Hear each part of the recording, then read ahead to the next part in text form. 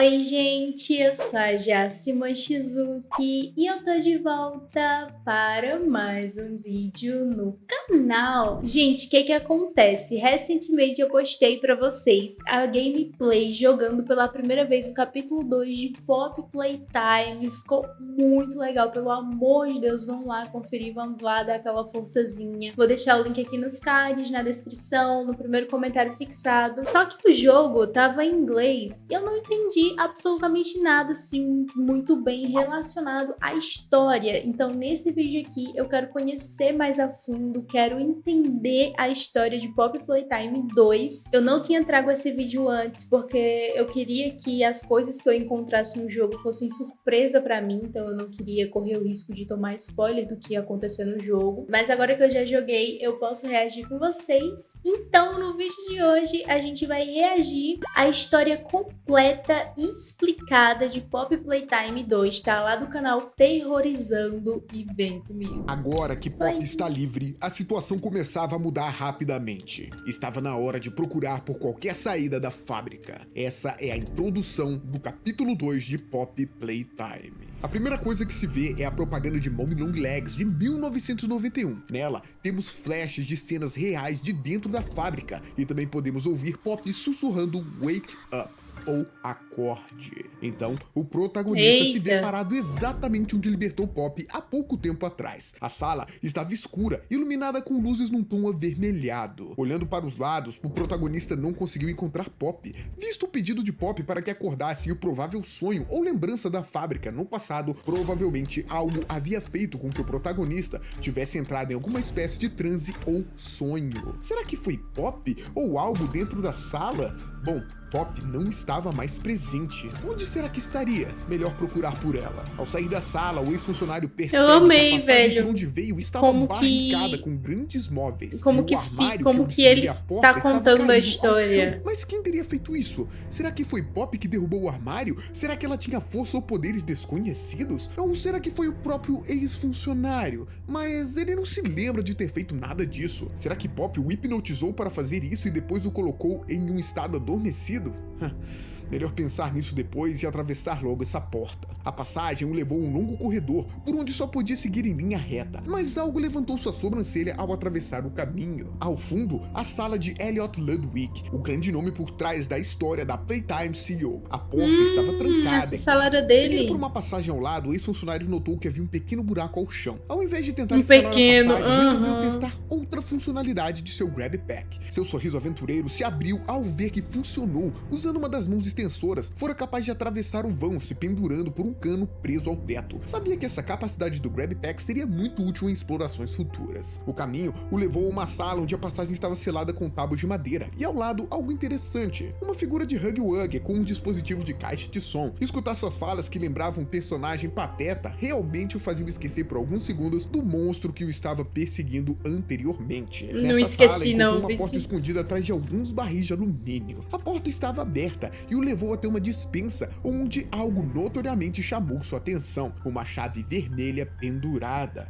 Parecia uma chave que abriria a porta de Elliot Ludwig. Sabia disso, pois a chave tinha a forma de uma flor, a papoula ou Poppy. Era o símbolo de Elliot. Era por isso que a porta estava escondida? Pois estava guardando a chave?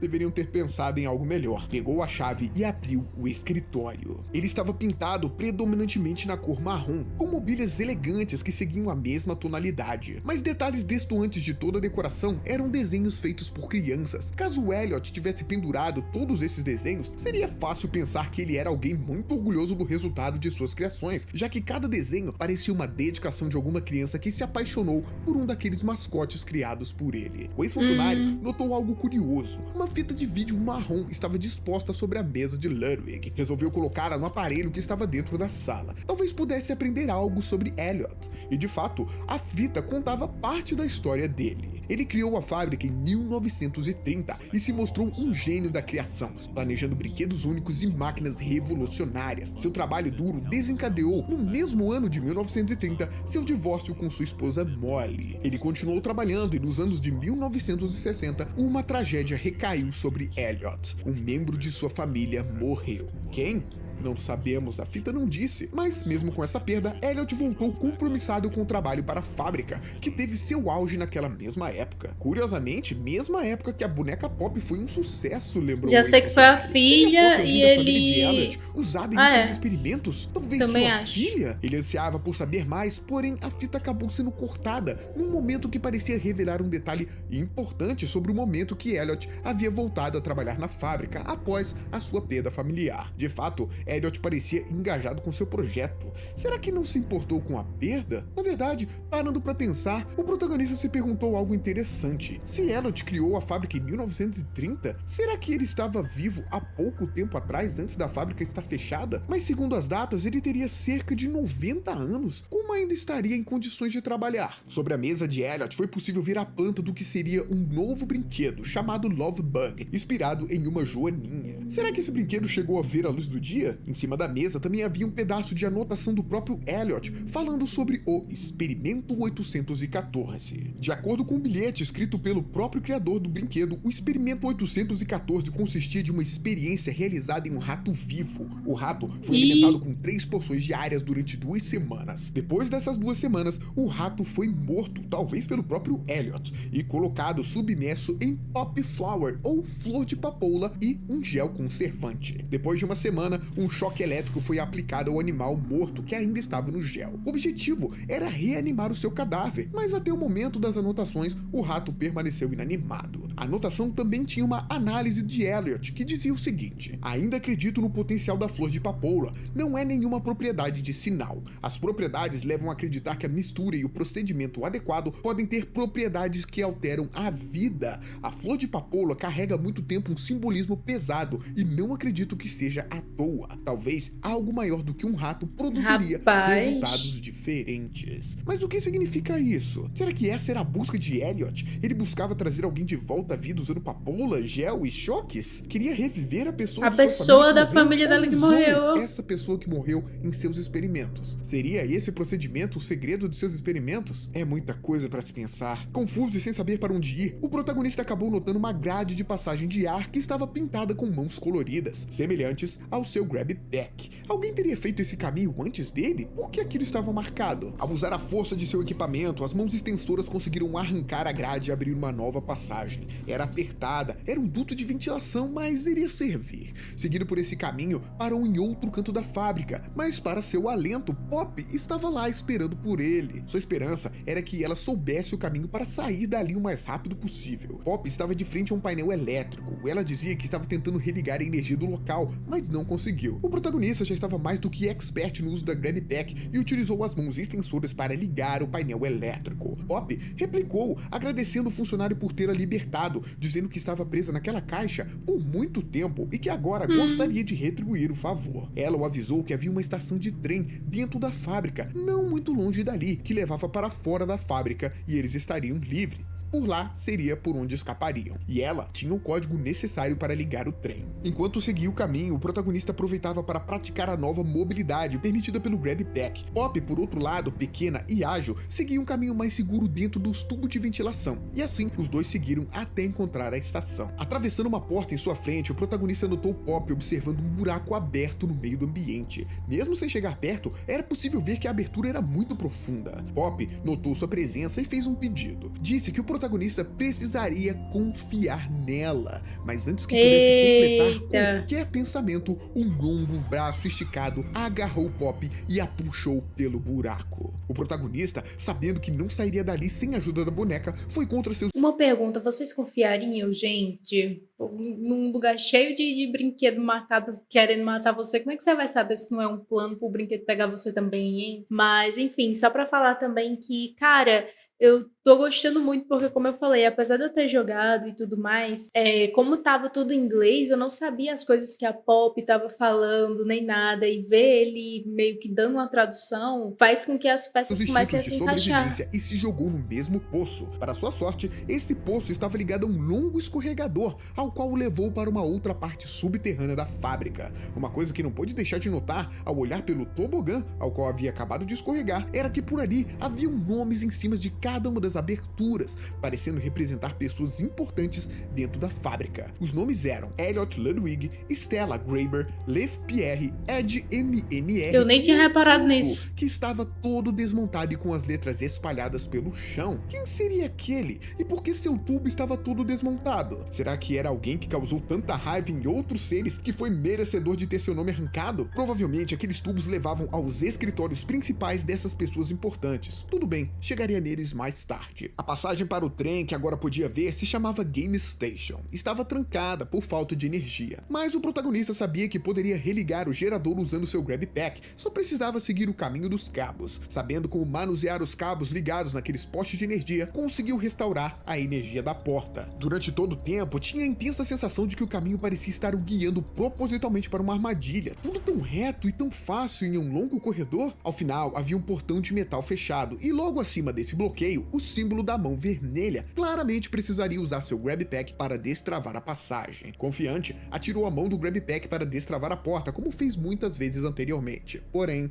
foi impedido. Algo agarrou a mão vermelha do equipamento Grab Pack e o arrancou. De repente, ele ouviu uma voz. Um novo companheiro de brincadeiras, dizia a voz. Ele sabia de quem era. Aquela era Mommy Longlegs. Aquele era o experimento que seria a versão viva daquele brinquedo feminino de longas pernas e braços, um ser elástico e aracnídeo na cor rosada. Pelas suas falas, não estava nada satisfeita com o plano de Pop de simplesmente dar o código de acesso para o protagonista e usar o trem para escapar da fábrica. Fica bem claro que Mommy Longlegs segue os seus antigos instintos de dentro da fábrica. Ela deveria agir de maneira doce e amável, como uma verdadeira mãe, mas não consegue deixar de escapar seu lado cruel e violento, fazendo uma proposta estranha ao protagonista. Se tratava de um desafio que consistia em 3 jogos. Caso o protagonista vencesse, ele receberia o código de acesso ao trem. Do contrário, bem, melhor não pensar nisso agora. Por último, Mommy deixou uma ameaça bem clara. Caso o protagonista desobedecesse às regras,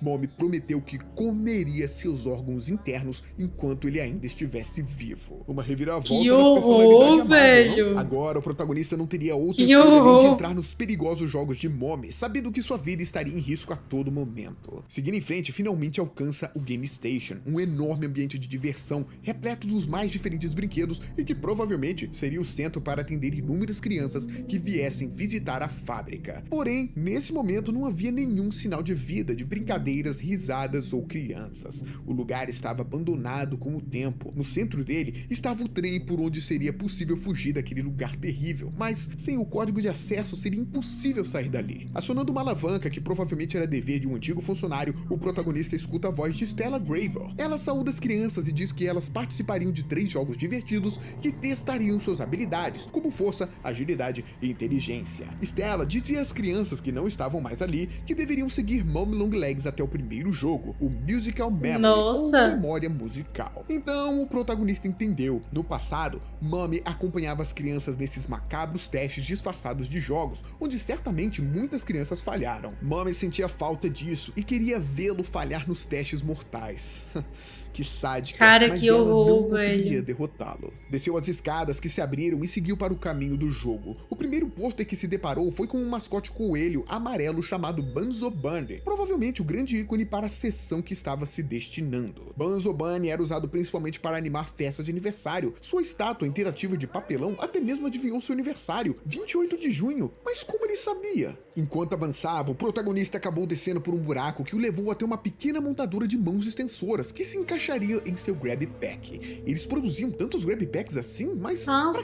E essas máquinas macabras têm olhos? Será que elas também seriam experimentos? Deixado em cima de um painel de controle estava uma fita VHS verde, que ao assisti-la no monitor ao lado, entendeu a funcionalidade da mão verde. O protagonista reativou a energia e usando a Eu nem máquina, cheguei a fabricou para si mesmo assistir, uma nova mano. mão na cor verde. Essa mão vinha com uma nova habilidade de comportar cargas elétricas por até 10 segundos, sendo possível usar esse tempo para eletrificar outros pontos elétricos no caminho para abrir determinadas passagens e ativar alguns circuitos. bem útil. Agora, com a nova mão sendo capaz de abrir novos lugares, o protagonista seguiu adiante, até chegar em um salão repleto de monitores que juntos combinavam-se para formar uma grande tela. E assim, o primeiro teste foi apresentado. Era um teste de cognição que servia para estimular o cérebro e testar sua capacidade de assimilar cores ou objetos na forma de botões que se levantariam em sua frente. Ele ficou imaginando quantas crianças já estiveram ali, mas agora, Mummy Longlegs era quem estava no comando do teste e alterações haviam sido feitas para deixar os jogos mais interessantes. Buns O'Bunny estava no topo da sala, pendurado por um cabo, e desceria em direção ao protagonista, que se encontrava encurralado, pois a plataforma atrás dele havia sido removida. Caso o protagonista errasse continuamente as sequências que seriam mostradas, Bunzo, que possuía dentes pontudos e amedrontadores, se aproximaria mais e mais até que conseguisse alcançar o protagonista a ponto de matá-lo. E assim o teste que começa. horror, Foi velho. bem difícil, Eu sofri bem muito estressante, aí. mas no final deu certo.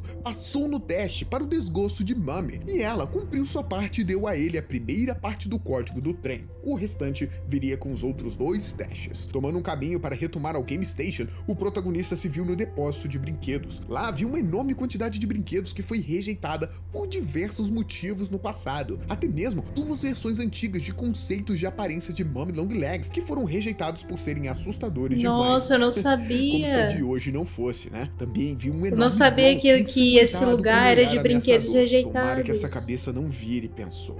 Lá ele também encontrou uma fita VHS azul clara que assistiu na TV próxima ao local. A fita mostrava um áudio de Rich, um antigo funcionário, o mesmo da fita amarela que brigava com outro funcionário desleixado. Rich estava muito irritado. Disse que depois de anos a companhia finalmente ouviu suas reclamações, mas agora ele aparentemente foi punido, sendo transferido para o depósito de brinquedos rejeitados embaixo da fábrica. Lá fazia muito calor e ele estava sozinho. Curiosamente, um brinquedo rejeitado chamado Sir Pups a Lot, ou Senhor Cocô pra Caramba, estava na fita.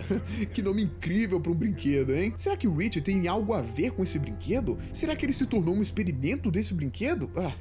Bom, melhor não pensar nisso agora e continuar. Usou a mão verde para controlar um guindaste e retirar um enorme Bron de cima de um elevador de carga. Subiu pelo elevador e continuou a jornada. Passando por alguns obstáculos, o protagonista conseguiu retornar ao Game Station, onde se prepararia para o próximo jogo, Walk a Wug. Desceu as escadas que se abriram e chegou a um enorme espaço, onde havia vários buracos espalhados pelas paredes, como se fossem aberturas de tocas de pequenos Wugs, que sairiam por ali a qualquer momento. O chão era feito de areia e dificultava a locomoção. Uma televisão no canto se ligou, e logo começou a passar um clipe explicando sobre o teste. A partir de cada buraco sairia um Wug, e o protagonista deveria ser mais rápido para usar as mãos extensoras e repeli-los. Porém, para deixar o desafio apavorante, Mummy avisou o protagonista que os Wugs não estavam presos, como estava indicado na fita. Quando as crianças estavam ali, caso falhassem no teste, os Wugs seriam puxados de volta por uma corda, por uma questão de segurança. Mas para o protagonista, ser alcançado por um deles seria o fim. Mais um teste estressante. Meu e difícil. Deus. Wugs de Ainda bem várias que eu não cores escutei as faziam ameaças sons dela, hein? amedrontadores, mas no final tudo acabou dando certo. Vencendo o teste, outra vez Mummy se decepcionou ao ver o protagonista vitorioso. Ela mostrou novamente sua rápida mudança de personalidade. Como ela era ruim em fingir, pensou. Mummy então se viu obrigada a entregar mais uma pista do código de acesso ao trem. Antes que o protagonista pudesse partir para sair daquele ambiente, escuta Mummy comentar de maneira maliciosa e ameaçadora que gostaria que ele ficasse lá dentro da fábrica para brincar para sempre. Procurando achar uma forma de voltar a Não, Game Station não, para o obrigada, último jogo, amiga. o protagonista acabou chegando numa área que possuía trilhos, mas o lugar era um labirinto e estava fechado. Ele chegou perto de uma grade e viu a alavanca que precisava do outro lado, tão perto. De repente, parou de chofre quando viu um ser alto e desengonçado. Ai, cheio de pelos mano, eu vindo fiquei em com sua tanto peso na Não podia consciência. ser. Hug estava morto. Ele mesmo viu. Como poderia estar ali?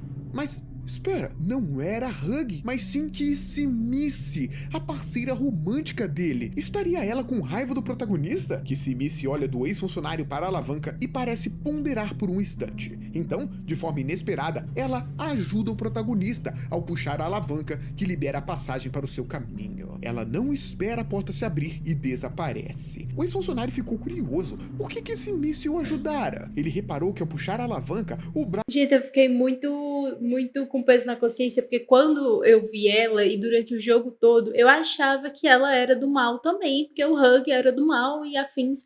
Então eu fiquei com medo e saí correndo e não vi ela abrindo a porta pra mim, nem nada do tipo. E depois nos comentários eu vi vocês falando que ela era do bem, que ela só queria ajudar. E aí eu fiquei, poxa, mano, eu passei o jogo todo com medo dela e afins, e no final de ela tava Kiss ajudando a parecia gente. descoordenado, como se ela não tivesse total controle de seu próprio corpo. Seria uma rejeição do experimento? Olha, mais uma fita VHS, dessa vez na cor azul escuro. A filmagem datava de 21 de março de 1991 e parecia um interrogatório com um funcionário chamado Marcus Brickley. Curiosamente, essa data era muito próxima do lançamento de Mummy Long Legs. Marcus dizia que voltou à fábrica após o trabalho porque esqueceu sua pasta e viu o que acreditava ser um monstro de 1000 pernas e que media mais de 15 metros. O interrogador o desconversou, dizendo que ele deveria estar vendo coisas e que não existia esse tipo de monstro. Depois de questionar se o funcionário havia contado essa história maluca para mais alguém, Marcus respondeu que o interrogador era o único que sabia da história. Após isso, Marcus foi dispensado. Será que mais alguém viu Marcus depois disso? Usando Eu sua acho mão que verde não. nos painéis elétricos para liberar a passagem labiríntica, o protagonista encontrou um carrinho chamado Barry e teve uma súbita ideia. Usou o peso do carrinho em uma descida para quebrar tábuas que bloqueavam uma passagem. E deu certo. Ao atravessar a passagem, pôde voltar até o Game Station, onde estava pronto para seguir o último desafio proposto por Mummy, o jogo de Status, ou melhor, estátuas. Puxando a alavanca, ouviu Stella se impressionar Nossa, com se eu as supostas soubesse crianças por terem inglês, chegado eu não até o teria último passado game. tanta raiva. Isso indicava que as crianças que falharam antes não prosseguiam os próximos jogos. Resta pensar o que acontecia com elas. Dessa vez, a porta não se abriu. Parecia ou trancada ou enterrada. O ex-funcionário usou as mãos do Grab Pack para forçar a abertura, mas ficou se perguntando por que ela não conseguiu abrir sozinha. Finalmente, chegando até o ponto onde seria o jogo, o protagonista se deparou no que parecia ser uma pista de obstáculos feitos para testar a força e a resistência das crianças. Outra televisão se ligou, explicando mais sobre o jogo Status, e o protagonista não pôde deixar de notar que uma centopeia gigante estava observando ele ao lado da TV. No jogo, o protagonista poderia se mover atravessando os obstáculos, mas somente quando as luzes estivessem apagadas. Quando acesas, deveria permanecer parado, apenas podendo mover a sua cabeça, mas deveria aproveitar o tempo e ser rápido quando as luzes se apagassem, pois PJ Pugapiller, um outro experimento na forma de uma centopeia, estaria em seu encalço, e caso alcançasse, o teste terminaria, assim como sua vida. Que horror. E mais uma vez, Mummy surgiu para acompanhar o teste. Ela estava irritada com o sucesso do protagonista e acabou desabafando sobre seu passado. De acordo com Mummy, ela recebeu esse nome por ser muito carinhosa com as crianças órfãs que visitavam a fábrica, e acabava sendo o mais perto de uma mãe que essas crianças poderiam ter. Mas todas elas sempre partiam e nunca voltavam, a deixando para morrer sozinha. Mas Mummy achava que ela não merecia isso. Para ela, quem merecia morrer sozinho era o próprio protagonista. Afinal, ele que trabalhou na fábrica e por isso merecia passar por toda essa experiência. Antes que pudesse entender como Mummy sabia de seu passado e como era um ex-funcionário, as luzes se apagaram e se iniciou a corrida do protagonista por sua vida. Atravessando os obstáculos em sua frente, o protagonista correu o quanto podia, tomando cuidado para não quebrar as regras do jogo, mas ao chegar do outro lado da pista de obstáculos, não havia saída. Era uma presa fácil para o Pugapiller. Quando achou que não haveria saída, ele conseguiu ver um suporte ao qual poderia se agarrar no topo lateral, perto das janelas, usando o seu Grab Pack. Eu nem tinha A monstro reparado foi que lá na capaz de frente não seguir tinha o seu papel saída, e o mano. puxou verticalmente, onde quebrou as janelas de uma sala, o levando para fora do alcance da fera. A sala, na verdade, era um espaço para observar os resultados das cobaias durante o teste da estátua. E naquela mesma sala, o protagonista encontrou 2 documentos mostrando o resultado de 2 crianças nos 3 testes da Game Station, junto não com tinha visto anotações isso. dos pesquisadores. Eles recebiam notas por sua performance e eram designadas a determinados brinquedos. Será que se tornariam esses brinquedos? Nos 2 documentos, as crianças estavam destinadas ao Candy Cat. Que doentio! Os testes eram feitos para escolher quais crianças Que seriam brinquedo usadas é para esse? se transformar nos brinquedos em experimentos ilegais. A raiva ferveu no ex-funcionário. Achando um buraco Caramba, escavado eu não no sabia meio da sala, disso. o protagonista aproveitou para tentar fugir o máximo possível de Mummy, que se aproximava aos berros, ameaçando. O movimento para longe da centopeia usando o Grab Grab Pack irritou Mummy. Ela gritava, prometendo que se ele voltasse logo, ainda poderia ser perdoado. Mas agora estava claro que o protagonista havia quebrado as regras do jogo de Mummy e que a fuga seria a melhor opção. Mummy sabia que ele deveria perder aquele jogo, pois o final do obstáculo estava impedido por um desabamento na parede. Não havia saída. Chegando na central da estação da água da fábrica, o protagonista esbarrou com um documento interessante. Era um pedido de transferência para Mummy Longlegs. O documento dizia que Mummy era muito violenta com os funcionários e que seria mais fácil deixá-la perto das crianças, esperando que assim seu instinto materno aflorasse. Mas algo ali chamou muito a sua atenção. O nome de Mummy estava marcado como o Experimento 1222 e o nome da cobaia, quando ainda era humana, era Mary Payne. O ex-funcionário sentiu pena, afinal não tinha ideia do que Mary tinha passado em vida.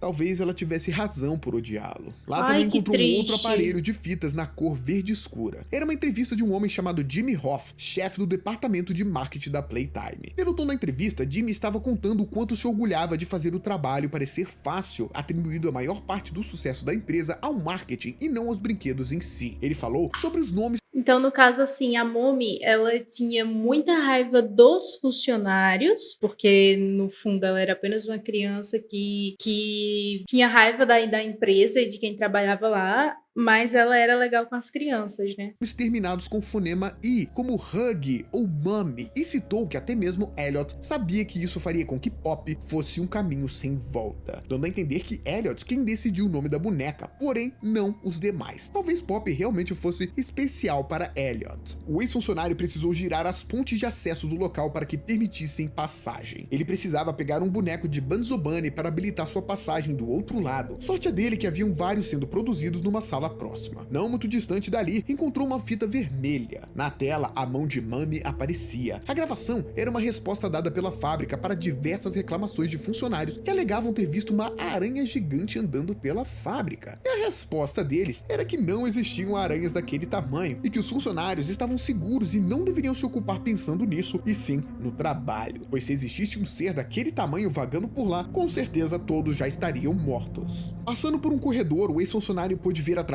das grades o que parecia ser o laboratório onde aconteciam os experimentos, cheios de camas ensanguentadas, recipientes de oxigênios e equipamentos médicos. Ele precisava chegar até lá, precisava saber mais. Encontrou um caminho através de um duto de ventilação e religou a energia com a mão verde para abrir a porta. Mas quando estava voltando o caminho pelos dutos, um deles se rompeu e ele caiu. Se viu em um lugar sem saída, mas achou que seria possível usar o Grab Pack para se agarrar em uma plataforma acima. Quando se preparou para mirar, levou um susto. Mummy caiu em cima dele. Ela estava fora de controle e totalmente agressiva. Mummy acusou o protagonista de trapacear todo aquele tempo e ela detestava trapaceiros. Então, o desafiou para um último jogo de aranha modelo. Começou a contar até 10 de maneira muito ameaçadora, dando tempo para que o protagonista fugisse descendo as escadas, indo cada vez mais ao subterrâneo da fábrica. O ambiente escuro e abandonado fez com que o caminho fosse totalmente aleatório, não sabia por onde ir. Sem opção de pensar, apenas fugiu, tentando encontrar qualquer caminho que surgisse, tentando evitar Mummy, que poderia estar em qualquer lugar. O protagonista alcança uma outra passagem que estava fechada por uma grade de metal. O mecanismo de sua abertura parecia estar ligado a 4 alavancas de diferentes cores. Seguindo os fios, ele entendeu que os dispositivos estavam acima dele. Usou o Grab Pack para entender a ordem: vermelho, azul, verde, amarelo. Deu certo, o portão respondeu e começou a se erguer. Seguiu outro corredor escuro, mas ao final dele, Mummy ressurgiu, o cercando. Tomada pela fúria, totalmente distorcida em seu modo de falar e andar, emitindo sons guturais terríveis. Para evitar a morte certa, o protagonista aproveitou o mesmo espaço no teto, onde havia descoberto a ordem das alavancas para se pendurar e se esconder de Mummy. O plano acabou funcionando. Eu não fiz e Mummy isso, foi procurar em outros cantos. Voltando pelo caminho que encontrou Mummy anteriormente, o protagonista chegou em uma sala de maquinários onde havia um grande fogão industrial para eu não fiz isso, Ana, eu não me segurei lá para me salvar. Para moldar uma peça pesada para consertar o portão elétrico que lá eu fiz o quê? Eu não lembro. Mas que faltava uma engrenagem. Ao conseguir concluir a tarefa, o protagonista pôde seguir adiante, mas Mummy estava se mostrando empenhada em capturá-lo e surgiu novamente ao final da passarela metálica, como se esse tempo todo estivesse brincando com ele. Correndo de volta para a sala do forno, se lembrou de um pôster que dizia para manter Mummy longe das chamas, pois seu material industrial não aguentaria o calor. De forma inteligente, o protagonista ligou o forno com sua mão verde e se escondeu dentro dele. Com o fogo à sua frente, Mommy desistiu de caçá-lo e foi armar outra Eu não arapuca. fiz isso O protagonista também, voltou mano. para a Eu fiz ponte outra metálica de coisa. antes e viu uma alavanca em um elevador, pronto para voltar para cima, mas Mommy, novamente, era muito esperta. Estava esperando por ele, sabia que ele iria até ali. A perseguição recomeça, mas ao ligar o forno tantas vezes, acabou ateando fogo no lugar, que estava rompendo em explosões em diversos pontos. Abriu uma porta em um corredor e seguiu pela passagem. Caiu na rede de esgotos, com Mommy o perseguindo, usando seus braços elásticos ameaçadores. Seu grab pack o salvou mais de uma vez, se pendurando em lugares. Com agilidade, despistou Mommy e voltou à superfície. Caminhou por um corredor que, curiosamente, era o corredor dela, com desenhos de Mommy Longlegs. Irônico, não? Ao final dele, colocou a mão azul para abrir o último portão,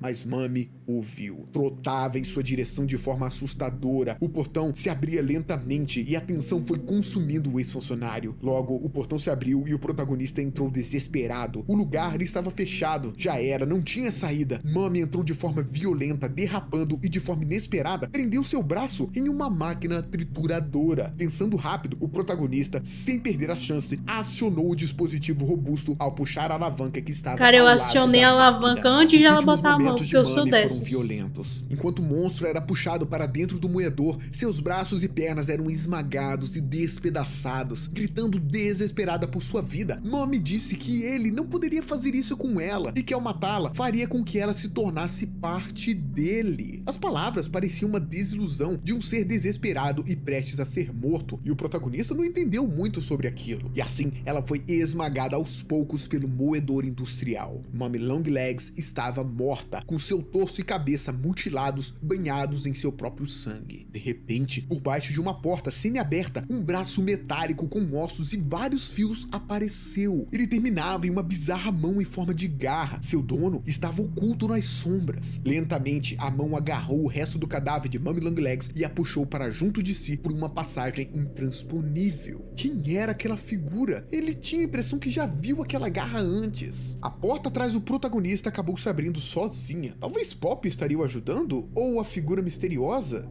Ele estava muito confuso. Apenas sabia que deveria seguir em frente. Mommy agora não era mais um problema, mas não tinha como saber o que seria aquela criatura e o que ela seria capaz de fazer com os restos mortais de Mommy. Subindo alguns lances de escada, o protagonista acabou encontrando uma fita preta ao chão que estava ao lado do tocador VHS. Assim que começou Nossa, a eu ouvir a passei gravação, tão ouviu uma voada voz aí que eu nem masculina, vi uma essa que já fita. ouvira antes. A fita era chamada Log 08502. Ela falava sobre o experimento 1006, também chamado de O Protótipo. Esse caso contava sobre um incidente onde o protótipo foi quase capaz de escapar de sua cela de contenção. Ele desmontou o relógio digital de sua cela e utilizou as peças para fazer um laser indicador. Apontou o laser nas câmeras de segurança dentro da cela para causar uma pane e desativá-las por 28 segundos. Quando a imagem voltou, ele já não estava mais dentro da cela. O quarto estava vazio. Uma funcionária de contenção entrou na cela para verificar onde ele estava, mas o experimento não havia fugido. Ele usou um ponto cego no quarto que a câmera não filmaria e que ele já sabia desse ponto cego e lá se escondeu. Como ele sabia do ponto cego? Ninguém tinha ideia. O experimento tentou fugir assim que a porta abriu, mas outro funcionário foi mais rápido e fechou a porta remotamente, mesmo que a outra funcionária ainda estivesse lá dentro da cela com o experimento. A funcionária foi assassinada violentamente pelo experimento 1006 dentro da cela com todos assistindo. O protótipo possui uma inteligência superior a todos os outros experimentos da companhia, junto com uma forte predisposição a cometer violência. Ao contrário desse protótipo, o experimento 1170, chamado Huggy Wuggy, parecia ser a melhor opção devido à sua inteligência, que mesmo inferior, se encontrava em níveis satisfatórios, somado à sua obediência total. Obediência total, E seria a melhor opção para quê? Então, Huggy era o experimento 1170. Interessante. Mas ainda assim não entendeu o que os cientistas estavam buscando. Para que Huggy Wuggy serviria? O ex-funcionário parou por um momento. Essa fita com esse log antecedia aquela outra que escutou antes, que era chamada Final Log, que contava que o experimento 1006 havia fugido e, pelos sons no fundo, matado todas as outras pessoas. Pela mão que pôde ver na TV ao tocar a fita, acabara de ver o experimento 1006 e ele estava bem vivo. Afinal, essa imagem era igualzinha à garra que ele viu há poucos momentos atrás. atrás. Pelas palavras de Mummy Longlegs, que não queria fazer parte dele, esse experimento devia estar montando brinquedos mortos em seu próprio corpo, assimilando esses brinquedos. Talvez se tornasse um enorme Frankenstein cheio de brinquedos? Parecia inteligente e bom em montar coisas. Estremeceu só de pensar em encontrar esse Gente, que experimento de horror, novo. sério. O protagonista seguiu o caminho até conseguir retornar ao Game Station, dessa vez pelas passarelas superiores. Seguindo o caminho, encontrou a sala de controles usada para monitorar as crianças dali e teve uma surpresa. Pop estava presa pela teia de Mummy logo acima e junto com ela a parte final do código de acesso ao trem. O protagonista libertou Pop, que parecia diferente. Ela perguntou com a voz fria e cruel se o protagonista havia Eu também matado achei ela Mummy. diferente. Pop ficou satisfeito ao saber que Mummy havia sido morta e o avisou para seguir em caminho até o trem, pois deveriam sair de lá. Sua forma de falar parecia cruel, fria, diferente de quando se encontraram. Ainda na sala de controle, o protagonista encontrou um documento instruindo os funcionários a guiarem as crianças para os jogos e tomarem notas sobre seus testes e entregarem tudo para Stella Grabor. Porém, havia um outro documento de um tal Dr. Math Wason. Ele pedia para colocarem janelas no Game Station. Mas como assim? Já havia janelas no Game Station, ele passou por lá. E ele falava de janelas. E ele não falava de janelas quaisquer, falava de janelas falsas. Dizia que sabia que era difícil ter luz natural ali, mas que havia vida natural aqui embaixo, que ele tinha visto isso na TV. O documento dizia que existia falsas janelas nesse subterrâneo que utilizavam grandes luzes atrás do vidro para simular o sol. Mas o que está acontecendo? Lugar subterrâneo, janelas falsas, simular a luz solar? O que tinha acontecido com aquela fábrica? Será que todos enlouqueceram? Por um momento, o ex-funcionário imaginou que estaria vivendo em um mundo criado artificialmente para simular a realidade, que fora da fábrica não existia nada, como se uma grande guerra tivesse devastado o seu mundo, ou que a fábrica tivesse controlado todos para pensar que existia um mundo lá fora, mas na verdade só existia a fábrica. Isso não faz sentido. Balançou a cabeça e rumou para o trem. Utilizando os 3 códigos de acesso, o trem finalmente estava em movimento e poderia sair daquele lugar infernal. Sentindo o transporte pesado ganhar velocidade aos poucos, podia sentir que logo sairia dali. O alívio tomou conta de seu corpo. Então, ouviu a voz de Pop saindo pelos falantes do trem. Ela disse que estava com muito medo que ela a colocasse dentro daquela jaula de novo, mas que o protagonista a salvou. Ele era perfeito, perfeito demais para perder. Pop se desculpou e disse que não poderia deixá-lo sair. Pop então foi capaz de mudar a rota do trem, forçando o veículo a fazer uma rota para voltar para dentro da fábrica e não para sair dela. Pop continuou Foi dizendo ela que que jamais fez conheceu alguém isso. como protagonista, que havia ficado presa fazia muito tempo e que havia tido muito tempo para pensar e refletir, tempo suficiente para planejar o que faria quando estivesse livre. Agora faria tudo certo, afinal coisas terríveis aconteceram e com as Não habilidades acredito do que foi ela que fez protagonista, isso. sabia que independente do plano, ele seria capaz de fazer. Ela ia contar o que eles iam fazer juntos, mas de repente um alarme começou a tocar ao longe e algo a interrompeu subitamente. Um som gutural no fundo pôde ser ouvido e a ligação finalizou. Pop parecia não estar mais do outro lado, pois o controle do trem foi perdido, fazendo-o acelerar a velocidade fora do limite. O protagonista tentou puxar o freio, mas era tarde. O veículo descarrilhou e virou violentamente. Os olhos do protagonista se abriram por um momento e ele só pôde ver uma placa indicando o caminho para a creche da fábrica. O destino do protagonista o caminho pra agora era creche. incerto. Tantas dúvidas, revelações e medos. Qual seria o plano final de Pop? Quem seria aquela criatura nova que Mummy mostrou ter tanto medo de fazer parte? Seria ele o Experimento 1006? E quem era ela que Pop tinha tanto medo que a colocasse na jaula novamente? E pior, o que aconteceu no passado de Elliot Ludwig? Será Eu pensei ele que era estaria Mummy. vivo? E pior, o que estaria esperando pelo ex-funcionário da fábrica na creche? Vamos esperar para ver o pior destino do nosso protagonista em Pop Playtime capítulo 3. O meu muito obrigado por ter me acompanhado até aqui e a gente se encontra no próximo vídeo.